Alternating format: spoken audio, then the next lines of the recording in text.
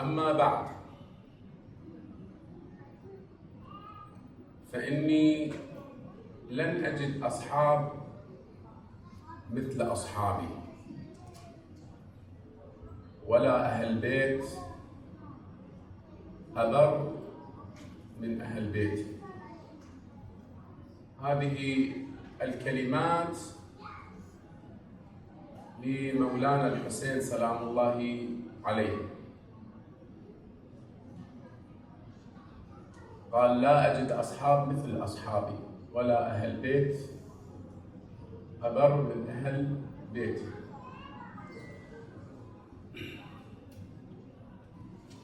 هذول الأصحاب اللي اتكلم عنهم الإمام الحسين عليه السلام هم في واقع الحال ثلة قليلة، ولكن هاي الثلة القليلة أجادوا بأنفسهم دون سيدهم، والجود بالنفس أقصى غاية الجود.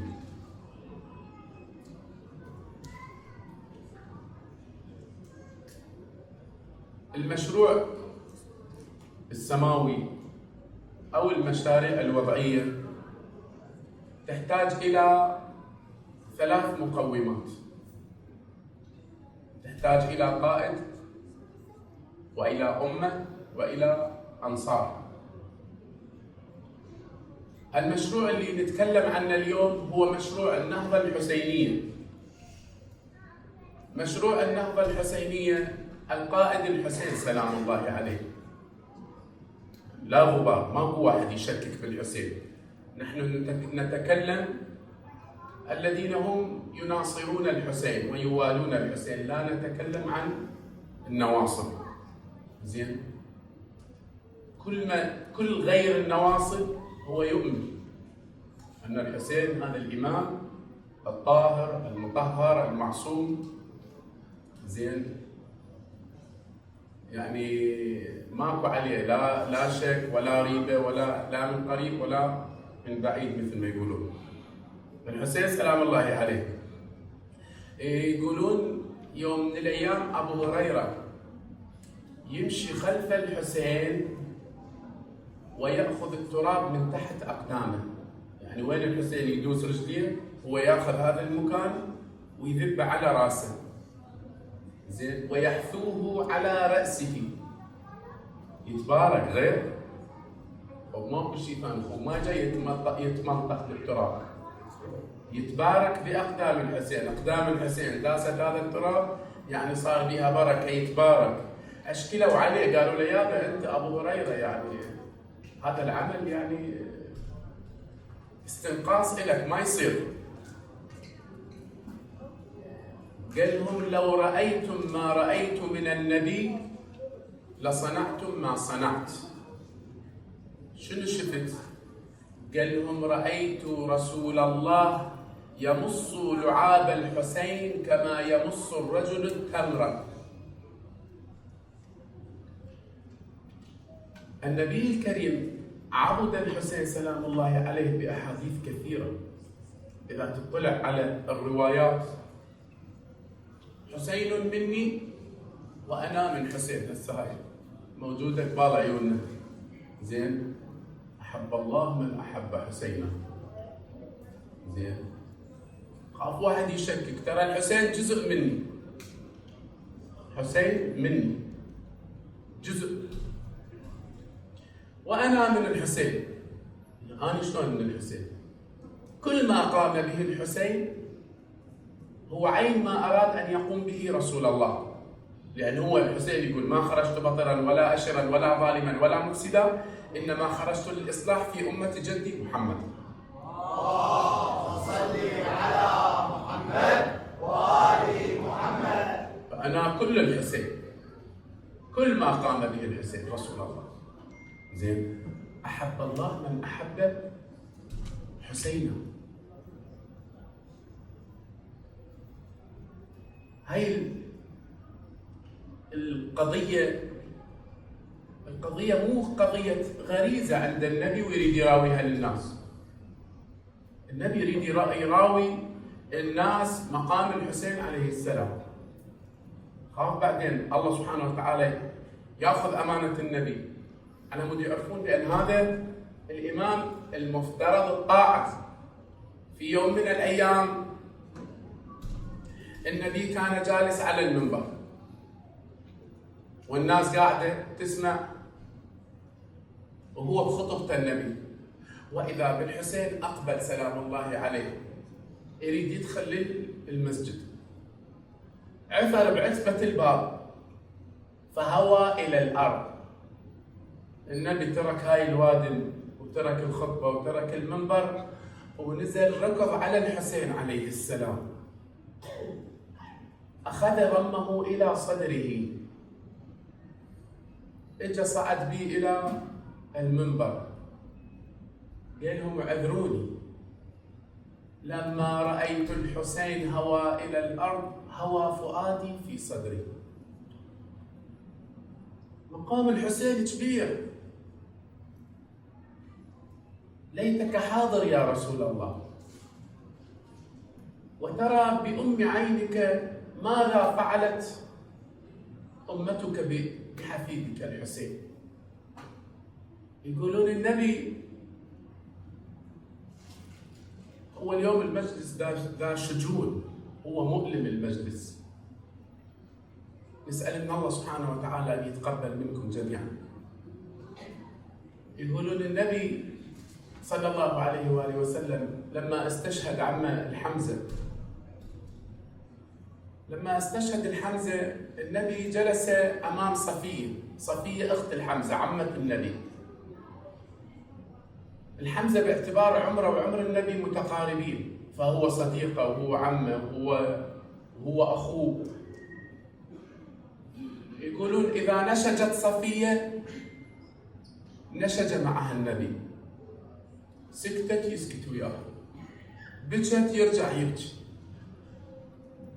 قلنا ليتك حاضر يا رسول الله، والحسين مقطع على رمضاء كربلاء وزينب جالسة إلى جنبه وهي تناديك يا جداه يا رسول الله،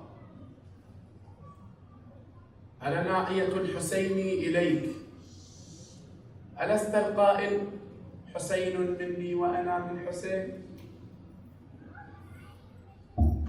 فالقائد هو الحسين سلام الله عليه. أما الشق الثاني أو المقوم الثاني للمشروع، احنا ذكرنا على أنه كل مشروع يحتاج إلى 3 نقاط: قائد وأمة وأنصار. القائد الحسين وقبله الأمة. الأمة في سبات، أمة المليار 2 مليار في سبات، مضروبة مخدر ونايمة مع الأسف. زين، ولا حياة لمن تنادي. المشكلة إلى هذا اليوم لا زالوا معاندين. قبل كم يوم طلع أحد المشايخ بالعراق بالمسجد ويطش شكليت: كل عام وانتم بخير، كل عام وانتم بخير. يابا كل عام وانت بخير شكو. قال مو بداية السنة الهجرية، الله عليك يعني فرحان ببداية السنة وما حزنان على الحسين؟ بعد شنو من ضمير؟ اكو بلد اخر يوزعون الحلوى يسموها حلوى عاشوراء، ايضا يطلعون ويرقصون ويطلعون بابا عاشور. شلون فكرة بابا نؤيد؟ زين، يتزوجون طبعا فرحانين. شكو يابا ذاك البلد؟ يقولون والله مو بهذه الايام الله نجى موسى من فرعون، اخذكم فرعون. لعد انت محتار فرعون اللي صار له آلاف السنين، زين، وعايف انت باعتبار مسلم وتقول انا نبي محمد.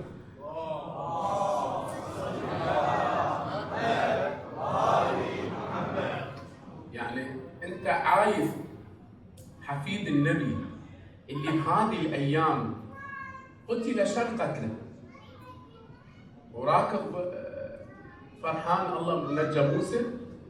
انتم تتوقعون بان هي هاي الحقائق؟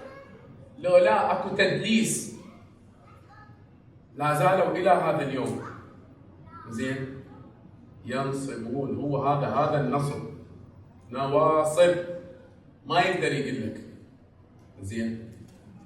هذا نصب لاهل البيت، نصب العداء لاهل البيت زين. اكو بنفس الوقت اكو عندنا سنه بالعراق نسبوا مواكبهم ضد هاي الذكرى. شنو جاي تتوزع شكلها؟ احنا اصحاب حزن زين. يقول لك انت مو تستفزني انت زين، تستفزني. ليش عم يستفزك؟ زين لما تكتب يا لثارات الحسين، هاي شنو؟ شو شايلك انت كانت الحسين؟ لو انت لازلت الى هذا اليوم تستشعر بان انت ما اخذت حقك من الحسين وتتمنى تقتلها تقتل الموالين للحسين، هي هاي فكرتك زين. ليش استفزك؟ واني حاط لك اياها؟ لو لا اني اتذكر يا لثارات الحسين، اتذكر الحسين زين. فهذا النصب والعداء لاهل البيت ماشي، وأمة المليار نايمة زين. بل أكثر من ذلك، شو يقولون؟ يقولون صلوا وراء كل بر وفاجر. هسه البر آمنا بالله، بس الفاجر شلون أنا أصلي وراه؟ شلون أأمنه على صلاتي أنا؟ هاي صلاتي اللي هي عمود الدين. إن قبلت قبل ما سواها، إن ردت رد ما سواها. وشلون أنا أصلي وراء فاجر؟ هو حرامي زين، هو حرامي، هو قاتل، هو إلى آخره. شلون أنا أصلي وراء؟ يقول صلي وراء، ما دام هو هذا اللي تقدم وصار إمام على الأمة صلوا وراء. شلون لي البارحة سولفنا زين مثل الوليد وغيره، ما عندهم مشكلة، هم سهرانين بالليل وبعدين يروحون يصلون بالناس. صلوا وراء كل بر وفاجر. فالأمة مخدرة. يبقى منو؟ يبقى من الأنصار. الأنصار جزاهم الله خير. احنا بالروايات عندنا إن شاء الله يوم العاشر نسمعها سوية، أن الأنصار أو صحابة الحسين عليه السلام اللي وقفوا ويا الحسين 72، اللي هم 22 أهل بيته و50 الأنصار. أكو رواية تقول 82، أكو رواية تقول 100، أكو 153، أكو هم رواية تقول زين. هذول اللي طلعوا ويا الحسين. هسه أنا ما خصني اللي زجوا بالسجون، اللي بعدين طلعوا ثورة التوابين، ثورة المختار، الثورات اللي تلتها، لا هذني ما علينا بها. أما اللي استشهدوا ويا الحسين هي هاي الروايات اللي تقول زين، وأسمائهم معروفة زين. هذول الأنصار جزاهم الله خير عنا وعن كل موالي اللي وقفوا هذا الموقف. هذول الأنصار لما نتوجه لهم بالزيارة شو نقول لهم؟ السلام عليكم يا أنصار دين الله. بينك وبين روحك هم انت وانت ماشي. السلام عليكم يا أنصار دين الله. السلام عليكم يا أنصار رسول الله. السلام عليكم يا أنصار أمير المؤمنين علي بن أبي طالب. السلام عليكم يا أنصار الحسن المجتبى. السلام عليكم يا أنصار فاطمة الزهراء. السلام عليكم يا أنصار الحسين الشهيد. وصلت الرسالة ها؟ هذول الناس لما وقفوا بيوم عاشوراء مو نصروا الحسين بس، نصروا دين الله ونصروا محمد صلى الله عليه وآله وسلم ونصروا الرسالة ونصروا الدين ونصروا المذهب بموقفهم هذا. وهذا الموقف مو كل واحد يوفق له. ليش؟ لأن هذا الموقف يحتاج إلى عقيدة راسخة، إيمان قوي. زين، بالساعة لما الإنسان يخير زين بين السلة والذلة، يكون ما يضل يفكر راح انقتل أنا. زين، لا كون مباشرة هيهات من الذل. وهذول الناس هم ذات عقيدة راسخة، لما اجوا ووقفوا واجوا مو خايفين مو مستحين، اجوا 30,000 الجيش 30,000. هذه الروايات اللي احنا نؤمن بيها، اللي اجتنا من المعصوم. طبعا اكو روايات اجت على انه 50,000 70,000، بس احنا لان هذه جايتنا من المعصوم احنا ناخذها. اجوا 30,000. هم ايش كثر؟ اخواني الله يحفظكم ويبعد عنكم السوء والبلاء. اللي قاعدين هنا عددهم ضعف انصار الامام الحسين. مستوعبين الحاله؟ زين، 30,000 يراد لهم منطقه البيدنج كلها اذا يوقفون سرعه ما تكفيهم. زين، اجوا ذول الناس وقفوا. لولا العقيده الراسخه لما تخلد هذه القضيه الى هذا اليوم.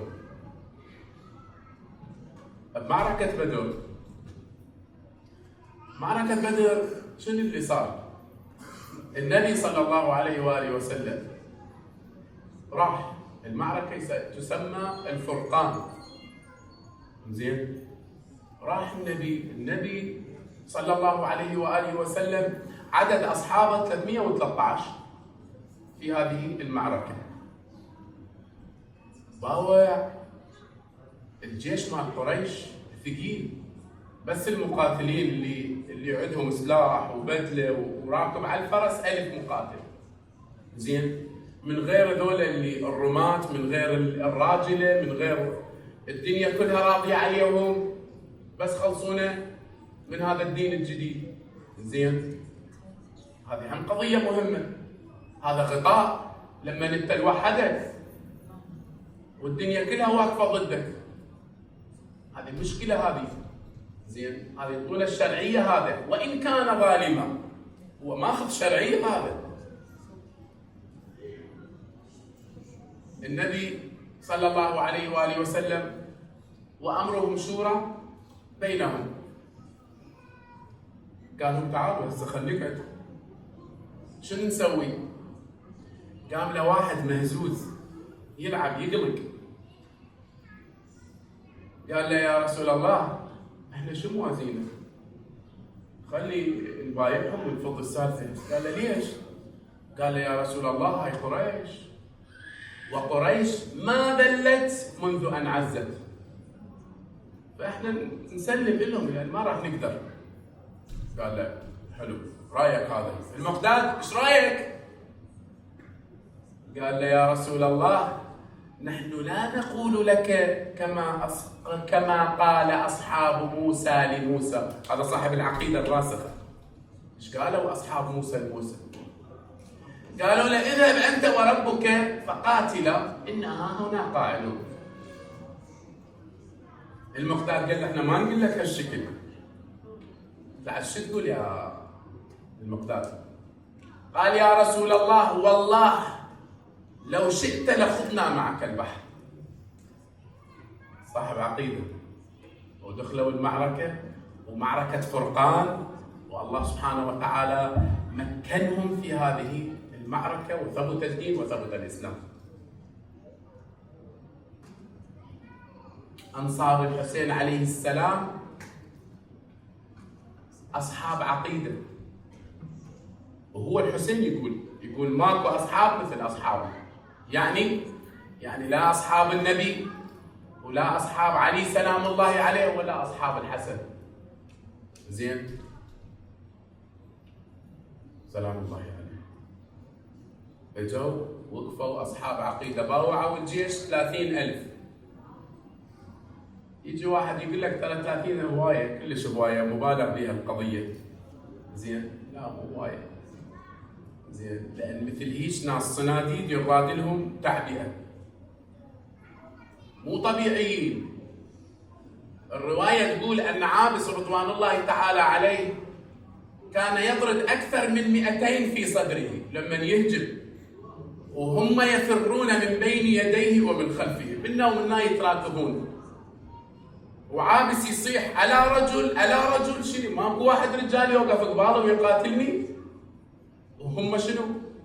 يفرون عن يمينه وعن شماله.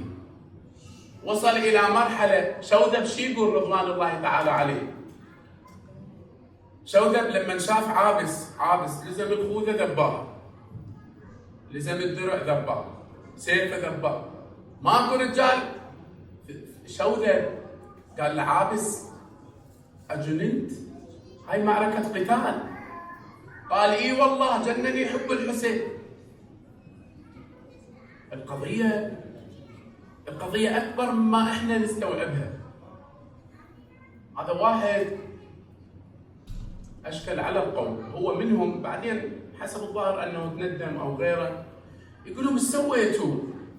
عمدتم الى ابن بنت رسول الله وقتلتموه. زين، واحد شي جاوبه، يقول له سارت علينا جماعه ايديهم على مقابض سيوفهم لا يرضون بالمال ولا يقبلون بالامان. يعني شو يريد؟ يريد يموت. زين، كل شيء ما يريد، لا يريد فلوس، لا يريد رشوه، زين، ولا يريد امان.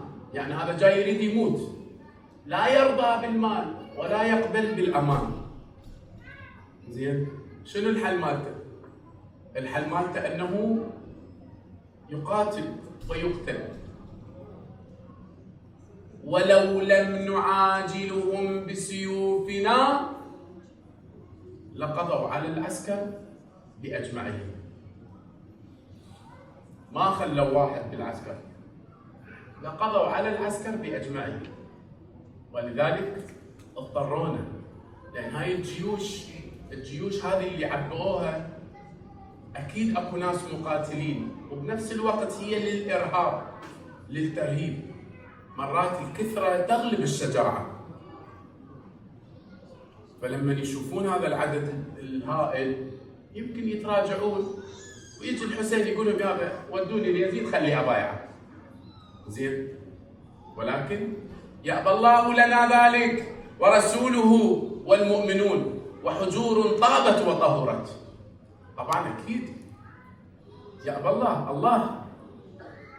الله العزيز يأبى لعبده الذل. زين، ما يصير. إذا تروحون تبوعون بزاوية ثانية من التاريخ تلاقون إبراهيم عليه وعلى نبينا محمد أفضل الصلاة والتسليم. اللهم صل على محمد وآل محمد. النبي إبراهيم جابوه وقعدوه، شكو ظلوا يلمون حطب قدامه 40 يوم، ويوميا يقولوا له راح نحرقك بهاي النار. زين، عود ليش؟ يلمون شويه حطبات ويجيبون يحطوننا بغرفه ويشعلوها ويحترق. هم ما يبون يموت، هذه اخر المطاف ان يقتلون. ولكن في اول المطاف اذا هو هذا الذي يدعو الى عباده الله سبحانه وتعالى والقضاء على الظلم، إذا هو هذا أيد الفكرة بعد ما هاجت قلت له خلاص هو صار منك وبي. زين، 40 يوم حاطينه ويلمون الحطب. بل كان شنو يقول لهم؟ يابا تجيبوا الصنم خليها أعبده، غير هي هاي القضية. 40 صباح، آخر شيء قالوا لا خلاص ارموني. جابوا المنجنيق، لأن 40 صباح 40 يوم يلمون حطب، يعني هاي تحرق قرية كاملة، مدينة كاملة. وهذه اللهب مال النار ما حد يقدر يقرب عليها. جابوا منجنيق، زين، حطوا النبي إبراهيم بالمنجنيق ورموه. جاء جبرائيل عليه السلام قال له يا نبي الله لك حاجة؟ قال له منك؟ لا، ما عندي شيء وياك. منه علمه بحالي يغنيه عن سؤالي. وصلت الرسالة. نزل بالنار. الله سبحانه وتعالى ايش قال؟ خالق النار قال يا نار كوني بردا وسلاما على ابراهيم. جرش النبي ابراهيم، سكت اسنانه من شده البروده. ليش؟ لان عقيده راسخه. زين؟ عقيده راسخه. لما تكون هذه العقيده، اصحاب الحسين عليه السلام، اصحاب العقيده الراسخه وقفوا موقف الى هذا اليوم احنا رافعين هاماتنا بيهم. زين؟ انهم نصروا الحسين عليه السلام ولم يتخلوا عنه. ابطال، اصحاب ارجوزه. هاي الارجوزه التي يتفاخرون بها تختلف عن الجيش الاخر، جيش بني اميه. جيش بني اميه يجي شي يقول؟ واحد يفتخر يقول ربضنا الصدر بعد الظهر بكل يعقوبي. مفخرة.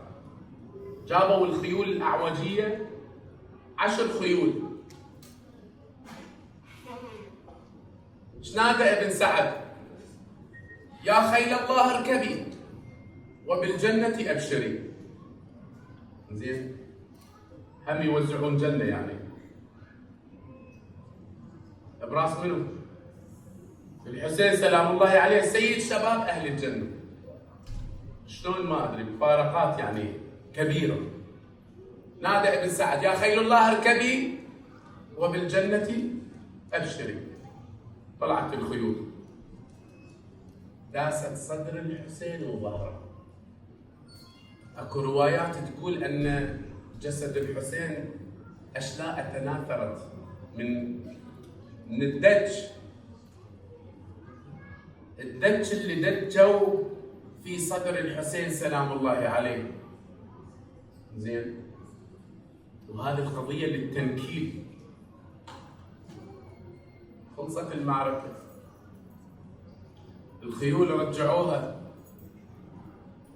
كلها تقول لا لا ما اريدها، هاي الخيول ما اريدها، للمربط لا تجيبوها. شائمة ومن عندها، مرادوها للاستهانة، شائمة ومن عندها.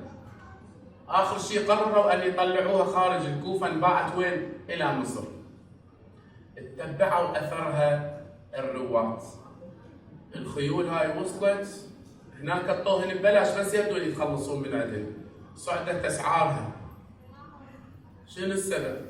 على مود أهل مصر صار ياخذون الحافر، النعل عفوا، ياخذون النعل ويدقونه في بيوتهم، يخلونه يعلقون لدرء الأخطار. وهذه العادة لا زالت عندنا إلى هذا اليوم، أهاليتنا يعلقونها بالباب. زين؟ شنو يقول؟ على مود تبعد العين. زين؟ فهذول يتفاخرون على أنه ربطنا الصدر بعد الظهر بكل يعقوبي. اكو واحد ثاني ايضا يجي يتفاخر. شو يقول؟ يقول املأ ركابي فضة او ذهبا. خير، ايش سويت؟ تريد فضة وذهب؟ قال لاني قتلت السيد المحجبة، قتلت خير الناس اما وابا. لا قد لعين اذا انت بهذه المعرفة. زين؟ انك تعرف بان هذا هو السيد المحجب، سيد شباب اهل الجنة، وامه وابوه افضل الابوين، وتجرأت على هاي القضية. فهذول هم طلاب دنيا، ولذلك هذا الشد شد دنيوي. يختلف عن اصحاب الحسين عليه السلام. شو عندهم اصحاب الحسين؟ انا اطلت عليكم، صلوا على محمد وال محمد. اللهم صل على محمد وآل محمد. احاول ان اختصر. اصحاب الحسين عليه السلام شنو عندهم؟ عندهم زهير سلام الله عليه. زهير شو يقول للحسين؟ يقول له أقدم حسينا هاديا مهديا. اليوم ألقى جدك النبي مرتاح مطمئن. زين، اليوم ألاقي جدك النبي. يعني هي ما هي إلا ساعات نقاتلهم نعالجهم بسيوفنا ونعانق الحور العين. عقيدة راسخة. زين، عقيدة اشكرها. يقول له أقدم حسين. أكو البعض اللي يكتبون يقول أن زهير عثماني الهوى، وهاي العقيدة مال واحد حسيني الهوى. زين، عله يغمر إيمانه. نعم، ما عندنا مشكلة، يغمر إيمانه كمؤمن آل فرعون أيضا يغمر إيمانه. زين، بس ولكن لما يوقف يقول له أقدم حسينا هاديا مهديا، اليوم ألقى جدك النبي. أصحاب الحسين سلام الله عليه وعليهم أجمعين خليط غير متجانس. أكو الشايب وأكو الشاب، أكو طفل أكو عجوز، أكو أسود أكو أبيض، مختلفين. زين، ولكن مواقفهم موحدة وحدة. زين، أنه ما تركوا الحسين ولا تركوا نصرة الحسين سلام الله عليه. يطلع طفل يسمع القوم ينادون على ابن زياد، يقولون أميري ابن زياد، أميرهم. يطلع هذا الطفل يقول أميري حسين ونعم الأمير. سرور فؤاد البشير النذير. هناك تطلع امرأة عجوز أم وهب الأنصاري تقول للحسين ماخذ عمود خيمة، وتقول له عجوز أنا عجوز سيدي نحيفة، ولكن أضربهم بضربة عنيفة دون بني فاطمة الشريفة. عجوز موقفها مشرف إلى هذا اليوم، تسوى هواي عقل من اللي باعوا الشباب. والله هناك الإمام الحسين يباوع الجون رضوان الله على جون. جون عبد أسود مولى أبي ذر باوع للإمام الحسين، قال له تعال جون، قال له أنت تبعتنا طلبا للعافية، شو تعال أنت في حل مني، اطلع روح خلص بنفسك. جون يبكي. جون ايش بيك؟ قال له أبو عبد الله تنفس علي، تفضل علي حتى يختلط هذا الدم الأسود بدمائكم على مود يطيب ريحي ويتشرف نسبي ويبيض وجهي. الحسين ايش قال له؟ قال اللهم بيض وجهه وطيب ريحه. الروايات تقول يوم الثالث لما اجوا بني اسد لدفن الاجساد اكو ريحه اطيب من المسك والعنبر تفوح من الاجساد، واكو ريحه مميزه اتبعوا الاجساد واذا بها خصنص من جسد جون. ليش؟ لان الحسين قال له اللهم طيب ريحه. اسال الله بحق الحسين ان يبيض وجوهكم ويطيب ريحكم بحق انصار الحسين. هناك يجي الحر رضوان الله تعالى عليه، يجي خايف يرتعش كالسعفة، يقول له أبو عبد الله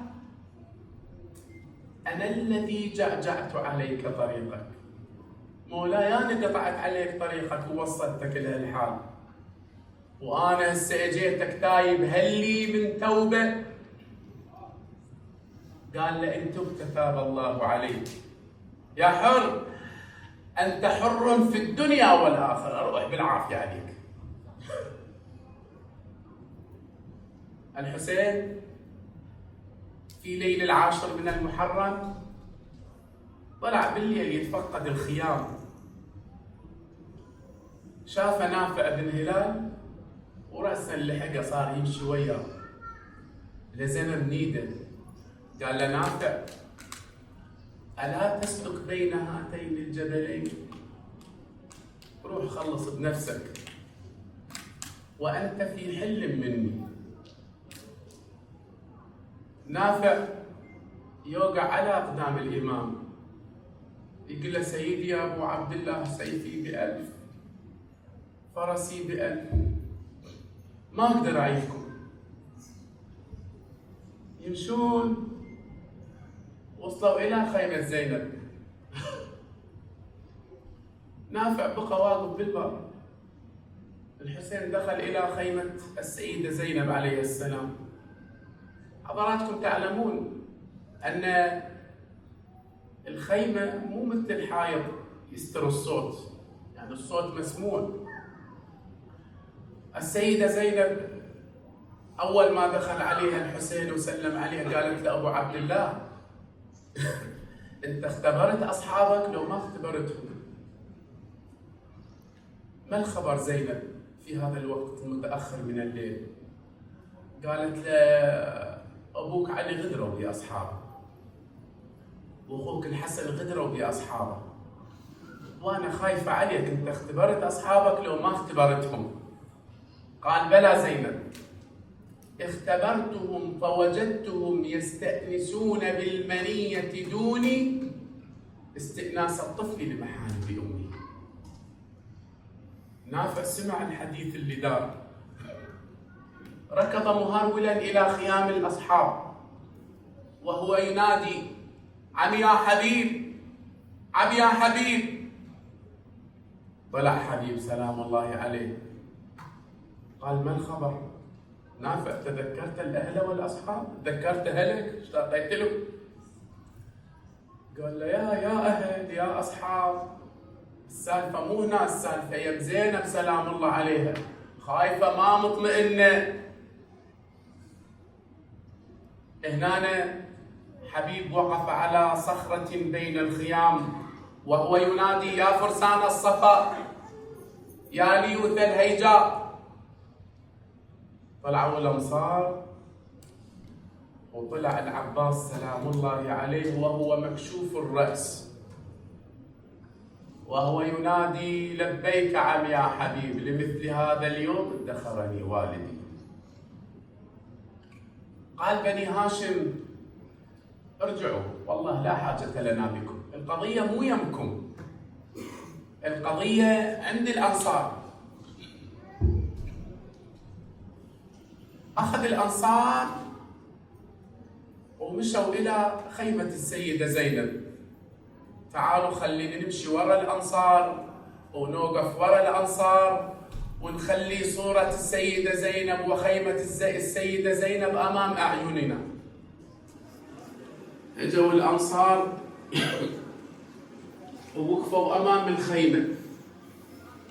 وقفوا شلون وقفوا؟ وقفوا بهذه الصورة.